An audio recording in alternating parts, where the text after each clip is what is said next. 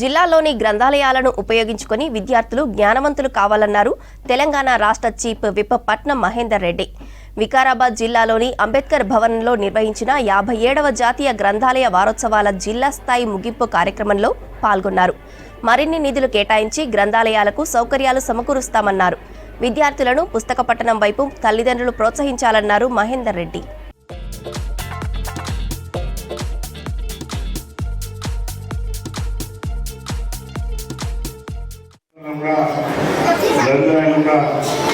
చేసుకోవాల్సిన అవసరం ఉన్నది. పెద్ద పెద్ద గ్రామాల్లో కూడా గ్రంథాలయాలు పెట్టి మరి చురుకైన గ్రంథాలయ చైర్మన్గా వచ్చినారు.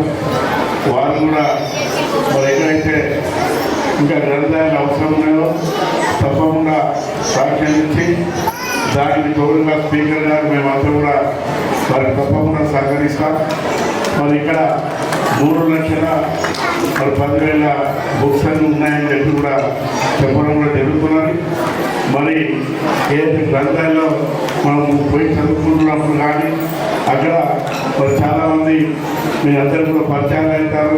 మరి మంచి మంచిగా ఇంకా ముందు పోనికి అవకాశం ఉంటుంది. కాబట్టి గ్రంథాలను అలవాటు చేసుకున్నట్టయితే అందరూ కూడా మంచి చదువు చదువుకొని మరి చాలా విషయాలు కూడా గ్రంథాలలో మరి పుస్తకాలు చదవడం వల్ల పుస్తకాలు చదవడం అలవాటు చేసుకుంటే